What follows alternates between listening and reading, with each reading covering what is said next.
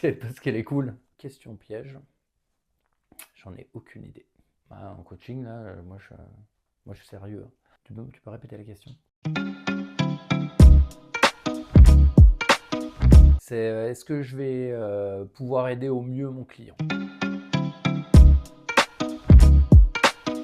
Alors, si je devais inviter à dîner 3 mentors, ça serait Bruce Willis, Albert Dupontel et Serge Reggiani. Alors la situation de coaching la plus inhabituelle que j'ai pu rencontrer jusque-là, c'est un client en fait qui s'est reculé dans son fauteuil, qui a croisé les jambes et qui m'a dit droit dans les yeux: j'ai rien contre toi, mais aujourd'hui je ne me livrerai pas. Alors changer quelque chose dans mon approche du coaching, ça serait le muscler. Le muscler, pour pouvoir être peut-être plus percutant sans me poser la question de ce que va pouvoir penser mon client. L'expérience de coaching la plus gênante que j'ai vécue, c'est quand je fais une proposition en fait, que le client n'a pas émis, quelque chose que j'ai senti et qu'en fait ça ne matche pas du tout et que je suis à côté de la plaque. C'était un protocole de PNL, un re-imprinting en fait, qui a été extrêmement impactant pour le client. Je l'ai provoqué en fait, c'est-à-dire qu'en fait je me suis fait l'avocat du diable et je l'ai provoqué en disant exactement le contraire de ce qu'il voulait entendre. Ce qui me fait sourire dans mon travail de coach, c'est les gens qui disent bah, j'ai énormément travaillé sur moi et là ça y est, j'ai compris. Alors, bah, Isabelle Blanc, parce qu'elle est cool, parce qu'elle est cool et que je sais qu'on va pouvoir bien rigoler. Si j'avais un super pouvoir de coaching, ça serait la question qui tue, mais tout de suite. Voilà. Une seule question en fait qui permettrait de débloquer la situation du client par exemple. Question piège, j'en ai aucune idée. C'est les méthodes des coachs reconnus sur les réseaux, c'est-à-dire ces engouements de foule en fait. Voilà, c'est un peu le coaching coup de poing. Je sais que c'est pas bien, mais secrètement j'en rêve. C'est responsable mais pas coupable. Une situation de coaching qui a complètement déraillé, non, ça m'est jamais arrivé. J'ai déjà fait des séances de coaching qui n'ont pas atteint l'objectif ou qui n'étaient pas pu approfondir, qui ne sont pas passés comme je voulais, mais qui ont complètement déraillé, non, ça n'est jamais arrivé. L'écoute active, empathique en fait, sans le moindre jugement, c'est ce qu'on apprend en premier en fait finalement, mais que des fois peut-être qu'on perd un petit peu. Si j'étais le président d'Odeby pour une journée, ma première action, ça serait de synthétiser les vidéos de tous les cours Vous en mieux, Born to Coach, toutes les vidéos, voilà, que moi je trouve beaucoup trop longues. Ma plus grande peur en tant que coach, bah, c'est de ne pas aider mon client. Mon client se sorte du coaching en disant bah, là, moi ça m'a rien apporté, ça m'a pas aidé. Je vais même encore aller plus loin. La plus grande peur, ça serait que le client ressorte encore plus perdu qu'à l'entrée d'un coaching. Voilà, ce serait ça. Bah, en coaching, là, moi je suis sérieux. Non, un truc drôle, pendant une séance de coaching, j'ai déjà rigolé pendant des séances de coaching, mais non, je sais pas, j'en ai pas qui me viennent. Ce que je me dirais, ça serait prends le temps. C'est beaucoup de patience pour acquérir les compétences. C'est du travail de long terme. C'est sur l'écoute et dans l'écoute sans jugement, enfin dans l'écoute simple en fait, c'est-à-dire sans moi projeter ce qui va pouvoir se passer derrière. Ce qui m'a attiré vers le coaching en premier lieu, c'est cette notion de pouvoir aider les gens en fait, être présent pour les autres. Le livre qui a le plus influencé mon approche du coaching, c'est Les mots sont des fenêtres ou bien ce sont des murs de Marshall Rosenberg. La question que je pose le plus souvent à mes clients, c'est qu'est-ce que ça te permet? Plutôt à nous de poser les questions. Moi, quand un client me pose une question, j'ai quand même tendance à lui renvoyer une question en lui demandant qu'est-ce que lui apporterait ma réponse en fait, ou qu'est-ce qu'il cherche à obtenir en me posant une question, parce que souvent la question du client, elle est tournée solution. Et la base du coaching, c'est justement de ne pas donner les solutions.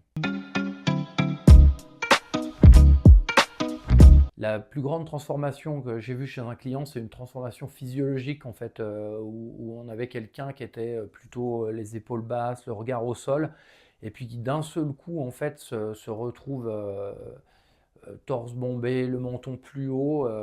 J'ai le souvenir en fait, et en plus c'est tombé à l'endroit où finalement je coachais. Cette transformation, elle est tombée en fait où le client était finalement sous la lumière, sous un pavé LED en fait, et en fait on avait l'impression qu'il brillait et qu'il avait pris, c'était quelqu'un qui avait un joli gabarit, et qu'il avait pris 10 cm et 20 kg de masse musculaire. C'était incroyable. Ça serait écoute, questionnement et silence.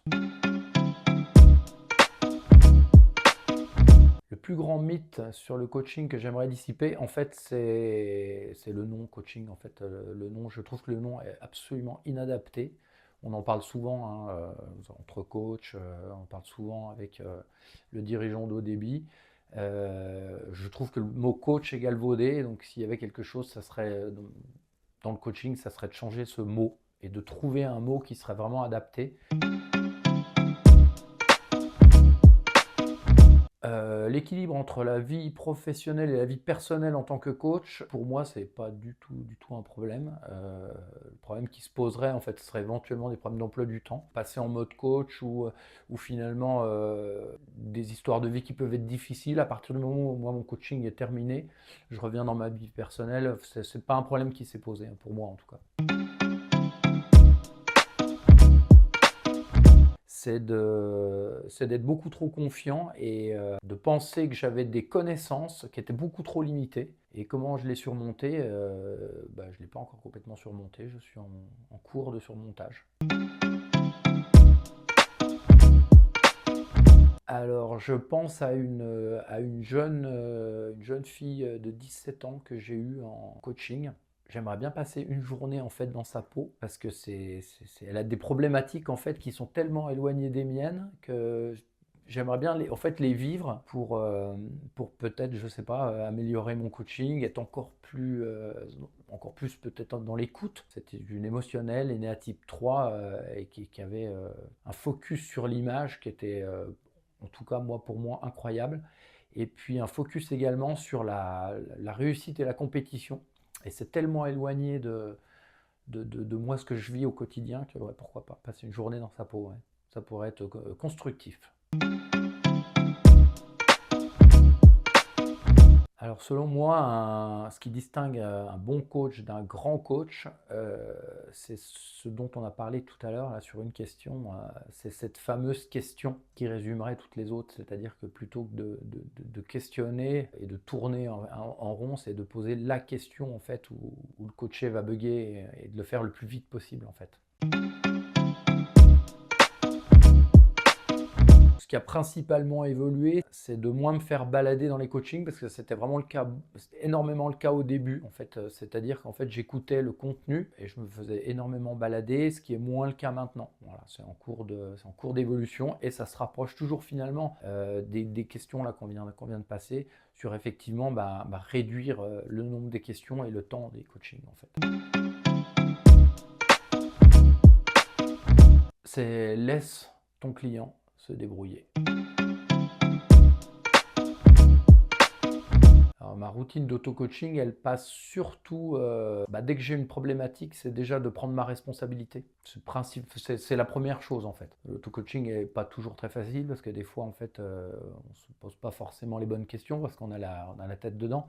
Mais en tout cas, de prendre mes responsabilités. Je leur dirais, sortez de votre ego et le coaching, c'est tourné vers les autres en fait. Faites-le pour les autres et pas pour vous.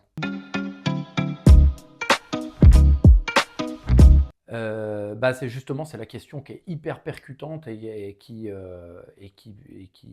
va faire bugger le client en fait. C'est vrai que celle-là, je la redoute en fait, mais en même temps, je l'attends. Et quand elle arrive, j'ai cette petite appréhension parce que je sais que ça va, comme on dit entre coachs, que ça peut taper fort. Donc à la fois, je l'attends, à la fois c'est pour moi le Graal et à la fois je la redoute, ouais, effectivement. Comment vous expliquer? Dès le départ, je me suis rendu compte que quand je fatiguais dans les coachings, c'est que c'était moi qui travaillais et pas le coaché. Donc en fait, c'est en tout cas moi un moyen de m'alerter. Donc en général, je réajuste mon coaching quand je commence justement à fatiguer et que je sors des coachings impactés. Voilà. Si je sors des coachings épuisés, c'est que c'est moi qui ai fait le job et pas le client. Si je n'étais pas coach, c'est bien compliqué parce que j'ai déjà en amont une carrière de coach sportif. Donc si j'étais pas, alors je pense que je serais assistant social. C'est cette anecdote que j'ai racontée au début, quand le client s'est fermé, en fait, il m'a dit qu'il ne se livrerait pas. Là, il a fallu rebondir et finalement trouver une autre solution. Et là, pour moi, ça a été un sacré défi, surtout qu'à l'époque, je débutais. Si je pouvais changer quelque chose dans l'industrie du coaching, ça serait déjà le non-coaching, hein, ça commencerait déjà par ça. Et puis la dépendance au financement de l'État. Alors je mesure le succès d'une séance de coaching principalement par le changement physiologique en fait. On va dire que l'état d'être de la personne en fait quand elle démarre ou quand elle termine son coaching. J'essaye dans la mesure du possible de ne pas leur donner de conseils. Quand ils m'en demandent, j'ai quand même plutôt tendance à questionner ou quel est l'intérêt finalement d'avoir mon conseil. En général, je donne pas de conseils.